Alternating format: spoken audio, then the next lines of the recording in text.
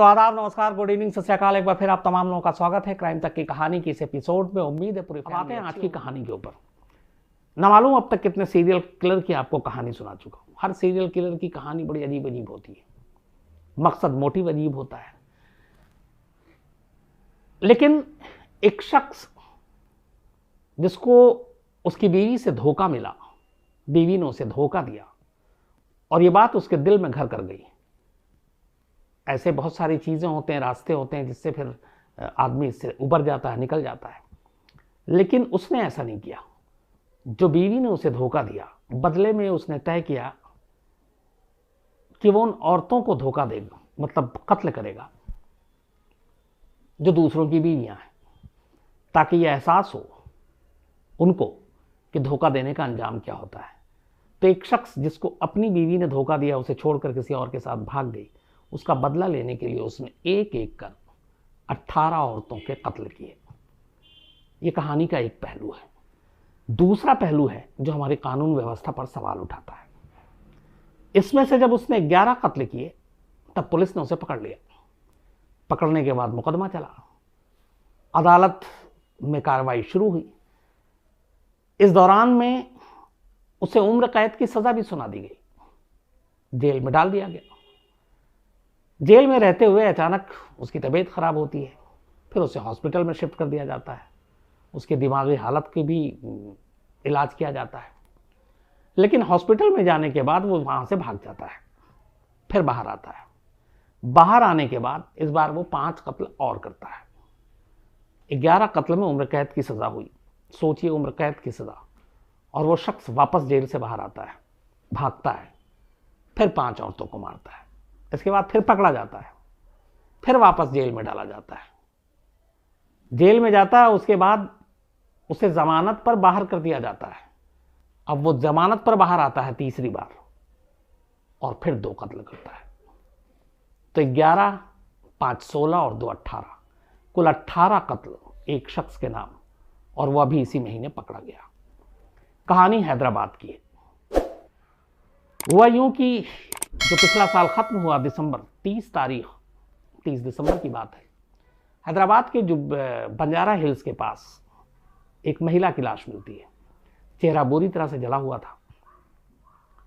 Postmortem होता है, पता चलता है कि चेहरे को किसी शराब या फिर पेट्रोल डालकर जलाया गया। महिला की उम्र करीब 30 साल के दरमियान थी। वहां की पुलिस टास्क फोर्स मामले की जांच करती रहती है। इसी दौरान में वहां से कुछ दूरी पर एक और महिला की लाश मिलती है। उसकी उम्र भी करीब 30 साल के आसपास थी।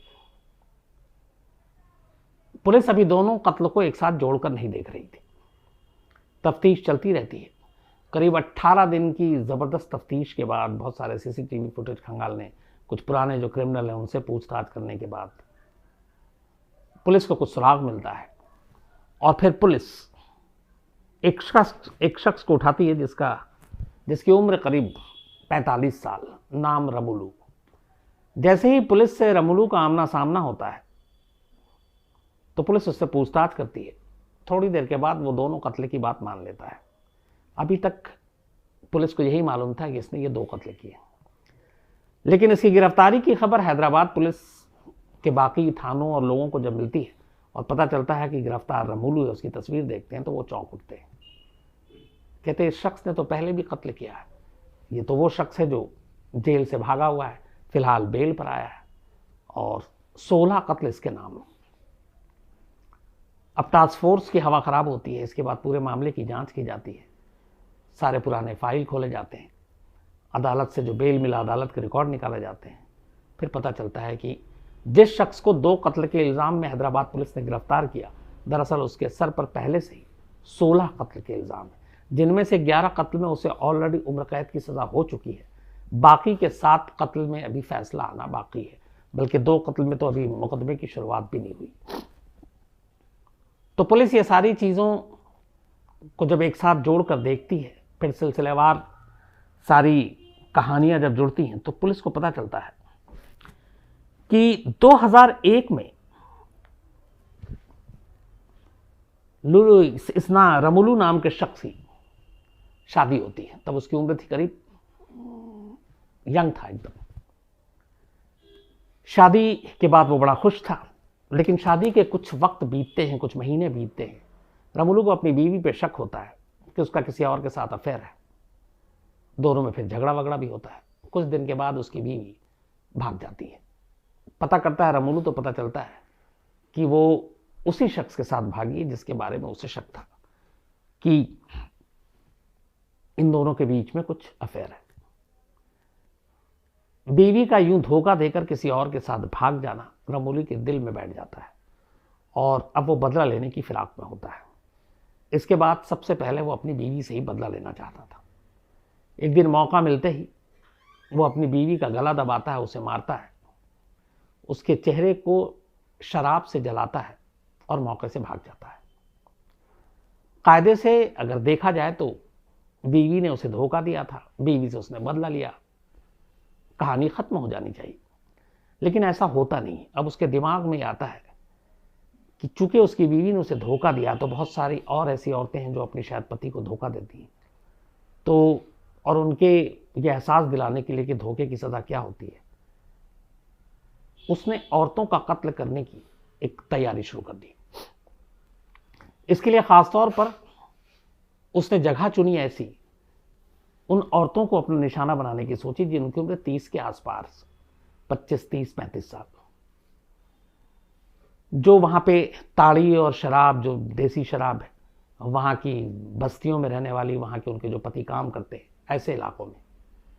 तो वो ऐसे इलाकों में घूमता, अपने शिकार को ढूंढता और फिर कोई शिकार मिलता उसे बहला फुसला कर कहीं सुनसान जगह पर ले जाता, उसके साथ शारीरिक संबंध बनाता, चाहे पैसे देकर या जबरदस्ती, शराब पिलाता, कई बार नशे में भी उसने ऐसा किया, और फिर गला घोटकर या पत्थर और किसी और चीज से सर को कुचलकर वो उसका कत्ल कर देता। अपने कई विक्टिम को उसने कत्ल करने के बाद जो शराब वो पी रहा होता साथ में ले जाता, विक्टिम को भी पिलाता, वो उसके चेहरे पे लाश में डाल देता और आग लगा देता ताकि उसकी शिनाख्त ही ना हो सके। तो ऐसी एक के बाद एक कई जली हुई लाशें जब मिलनी शुरू हुई, जिसमें चेहरा ही खासतौर पर जलाया गया था और कुछ अगर सामान होता तो वो लूट कर चला जाता, तो हैदराबाद पुलिस के कान खड़े हुए, क्योंकि तरीका एक था, मॉडस ऑपरेंडी एक तरीके का था। तो पुलिस ने अब केस की तफ्तीश शुरू की। तो जब तफ्तीश शुरू की तो धीरे धीरे लोगों के बयान से जो हुलिया सामने आया वो रमुलू का था। इसके बाद पुलिस ने स्केच बनाए, बाकी चीज़ें बनाई और फिर रमुलू को पहली बार 2009 में नरसिंगी के नज़दीक, जो हैदराबाद में ही है, वहाँ से गिरफ्तार कर लिया गया 2009 में।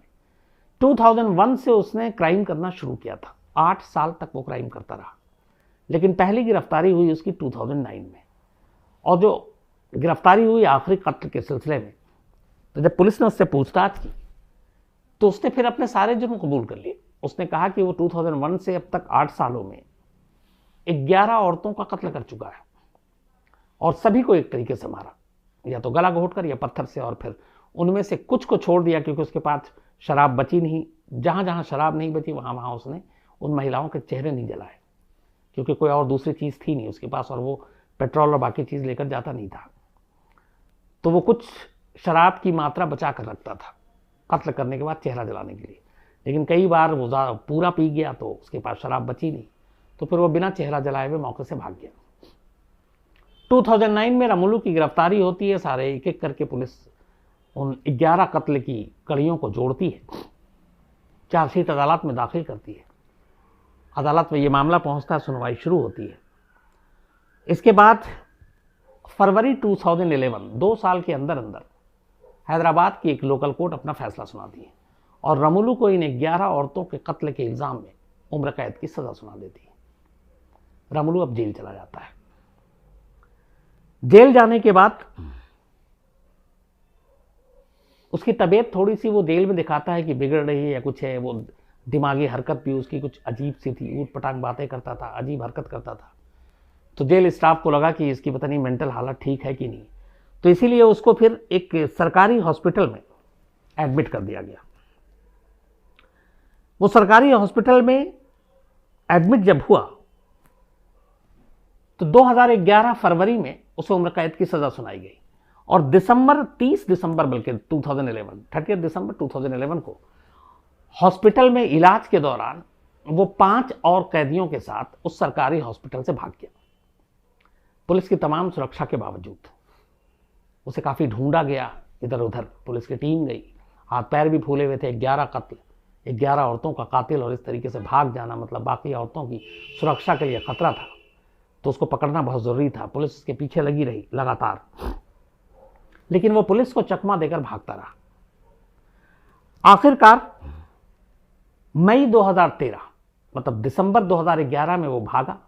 पूरे 2012 में वो अरेस्ट नहीं हुआ, और 2013 में भी जब 6 महीने लगभग गुजरने वाले थे, तब मई में एक मुखबिर की एक निशानदेही पर रामुलू को हैदराबाद के करीब से ही गिरफ्तार कर लिया गया। तो 2011 में उम्र कैद की सज़ा हुई। 2011 में वो हॉस्पिटल से भाग गया, और करीब 1.5 साल के बाद 2013 मई में वो दोबारा अरेस्ट हुआ। दोबारा अरेस्ट जब हुआ तो उसे वापस जेल भेजा गया, क्योंकि ऑलरेडी उसको लाइफ इम्प्रिजमेंट उम्र कैद की सज़ा थी। लेकिन जब दोबारा गिरफ्तारी हुई तो पता चला, फिर उसने कबूल किया कि इन 1.5 सालों में जेल से भागने के बाद उसने 5 और औरतों को मार डाला है। अब उन 5 केस स्टडी को और जांच की गई, इन्वेस्टिगेट किया गया, और वहाँ से जो कुछ विटनेस थे उन्होंने देखा और पहचाना और माना, और फिर यह तय हुआ कि यही वो 5 औरतों का कातिल है।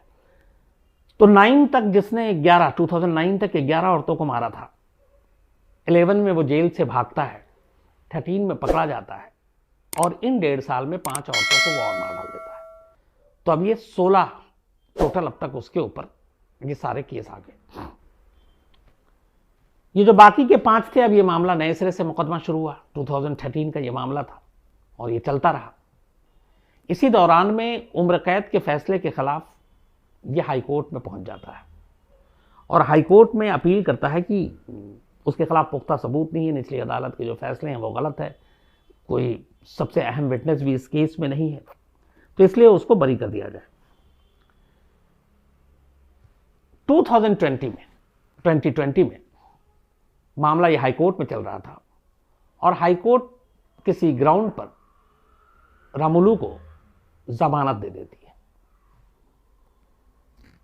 16 औरतों का कातिल, 11 कत्ल के बाद जेल से भागा हुआ एक मुजरिम, जो भागने के बाद 1.5 साल में 5 और कत्ल करता है। उसके बाद वो फिर से जेल जाता है, और हाई कोर्ट 16 औरतों के कातिल को फिर जमानत दे देती है। वो जमानत पर बाहर आ जाता है, कुछ दिन शांत रहता है 2020 में। इसके बाद दिसंबर में वो अपने 2 शिकार फिर से करता है, एक 30 दिसंबर को और एक उससे पहले 24 दिसंबर को शायद तारीख थी। और अभी जनवरी में 18-19 जनवरी को उसके बारे में पुलिस को पुख्ता जानकारी मिलती है, लेकिन तब तक यही था कि ये 2 औरतों का कातिल। लेकिन आगे जांच होती है तो पता चला ये तो पहले ही 16 औरतों को मार चुका है, उम्र कैद की सज़ा काटने वाला एक मुजरिम है। और तब उसका खुलासा होता है, और अब वापस से वो फिर जेल में है। अब यहाँ 2-3 सवाल हैं। एक पहला कि 11 औरतों का एक कातिल, जो कि इतना खतरनाक है समाज के लिए, वो इतनी आसानी से कैसे भाग गया। नंबर 2, भागने के बाद वो 1.5 साल तक पुलिस के हाथ नहीं आया, और इन 1.5 सालों में 5 कत्ल हो गए, और उन 5 कत्ल के बाद भी पुलिस उस तक नहीं पहुंच पाई।